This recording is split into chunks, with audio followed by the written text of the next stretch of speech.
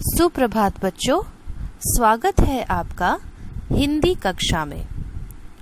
आशा करती हूँ आप सब अपने अपने घरों में स्वस्थ एवं सकुशल होंगे। पिछले कक्षा में हम वटवृक्ष पुस्तिका का पाठ 4 शिक्षा से बढ़कर कोई धन नहीं पढ़ रहे थे। इस पाठ में हमने जाना कि राजा रतन सिंह वन में विचरण करना बहुत पसंद करते थे और इसलिए वह हर रोज वन में विचरण करने जाया करते थे। ऐसे में एक दिन वन में विचरण करते वक्त बारिश होने लगी अचानक, और बारिश होने के कारण वह अपने घर नहीं लौट पाए और रास्ता खो बैठे। रास्ता खो बैठने की वजह से ना तो उनके पास खाने के लिए कोई सामान था और ना ही पीने के लिए पानी। ऐसे में उन्होंने देखा कि 3 बालक आ रहे थे। उन्होंने उन तीनों बालक को अपने पास बुलाया और कहा कि यदि वो 3 बालक उनके लिए भोजन का प्रबंध कर सके तो बड़ा ही उपकार होगा। तीनों बालकों ने बहुत ही उदारता दिखाई और अपने अपने घरों से वो राजा के लिए खाना ले आए। राजा उनके इस व्यवहार से बहुत प्रसन्न हुए और उन्होंने कहा कि वह उन तीनों बालकों को इनाम देना चाहते हैं। पहले बालक ने इनाम स्वरूप घर और गाड़ी की मांग की। दूसरे बालक ने इनाम के तौर पर धन संपत्ति की मांग की। वहीं तीसरे बालक ने शिक्षा प्राप्त करने की इच्छा जताई। राजा ने इन तीनों के मांगों को पूरा किया और उन्होंने तीसरे बालक के शिक्षा के प्रबंध करने की तैयारी शुरू कर दी।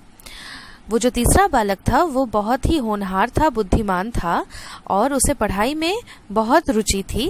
वो हर कक्षा में प्रथम होने लगा और धीरे धीरे समय बीतता गया और वह पढ़ाई लिखाई करके एक विद्वान बन गया। तो बच्चों, आइए आगे पढ़ते हैं।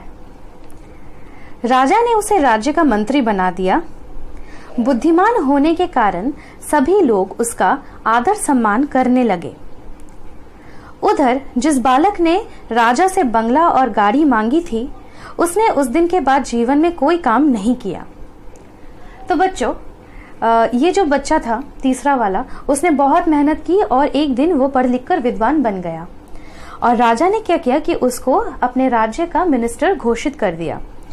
अब क्योंकि वो एक इम्पॉर्टेंट पोजीशन पे था, जो उसे मंत्री बना दिया गया और वो बुद्धिमान भी था, वो इंटेलिजेंट भी था, उसके पास एजुकेशन भी थी, इसलिए सभी लोग जो है उसका सम्मान करने लगे, उसका आदर करने लगे। तो शिक्षा से क्या हुआ कि उसको धन तो मिली ही और उसके साथ साथ आदर और सम्मान भी मिलना शुरू हो गया। उधर जो पहला बालक था, जिसने राजा से ये मांग की थी कि उसे बंगला और गाड़ी दी जाए इनाम के तौर पर, उसने बंगला और गाड़ी मिलने के बाद से अपने जीवन में और कोई काम किया ही नहीं। अचानक बाढ़ आने से उसका सब कुछ पानी में बह गया। तो यहाँ पे फ्लड आया एक बार बहुत जोर से, और जिस बालक ने गाड़ी और बंगले की मांग की थी, बाढ़ में वो सारे चीज बह गए उसके। दूसरा बालक भी धन मिलने के बाद कोई काम नहीं करता था। रखा धन भला कब तक चलता। एक समय आया कि उसका सारा धन समाप्त हो गया। वह फिर से गरीब हो गया। तो बच्चों, दूसरे बालक ने जो डिमांड की थी कि उसे बहुत सारा धन चाहिए क्योंकि वो गरीब था, तो उसको धन मिलने के बाद से उसने कोई भी काम नहीं किया। तो धन हम यूज करते हैं, we use money, isn't it? So धन को हम कितने दिन तक संभाल के रखेंगे? उसको तो यूज करना है। अब क्या हुआ, यूज करते करते वो धन एक दिन समाप्त हो गया और इस बालक ने जो है धन पाने के बाद से कोई कार्य नहीं किया था, तो धन उसके पास नहीं आ रहा था, कोई इनकम उसके पास नहीं था, बस वो जो सेविंग्स थी वो थी, उसी का वो यूज कर रहा था। अब धीरे धीरे वो सेविंग्स उसकी खत्म हो गई और इनकम तो उसका कुछ था नहीं, उसने कुछ काम किया नहीं था, तो वो धन खत्म हो गया और वो एक दिन फिर से गरीब हो गया। दोनों अपने जीवन की खुशियों को खो चुके थे। तब एक दिन अचानक रास्ते में अपना पुराना मित्र यानी मंत्री मिला। तो बच्चों, पहले ही हमने देखा था कि 3 बच्चे उधर से आ रहे थे, उसमें दोनों बालक जो थे वो उन्होंने बंगला का मांग किया था और दूसरे ने धन का मांग किया था। तो दोनों ही वो चीज खो चुके थे और वो फिर से दुखी हो चुके थे। पर जो तीसरा व्यक्ति था जिसने शिक्षा की मांग की थी, वो आज मंत्री बन चुका था। तो एक दिन जब ये दोनों जा रहे थे रास्ते में, तो उसके जो उसका जो पुराना मित्र था, यानी कि जो मंत्री बन चुका था अभी, उनसे मिला। और देखते हैं आगे क्या होता है। उनकी इस हालत को देखकर मंत्री ने पूछा, तुम दोनों इस तरह से क्यों घूम रहे हो?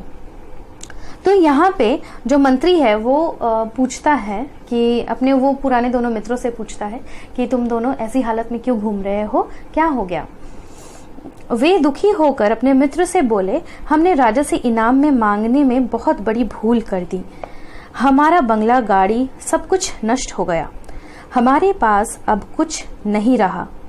मित्र ने समझाते हुए कहा, किसी के धन दौलत हमेशा नहीं रहता।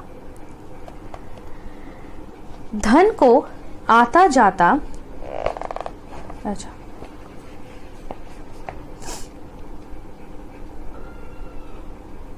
हमारा धन, बंगला, गाड़ी, सब कुछ नष्ट हो गया।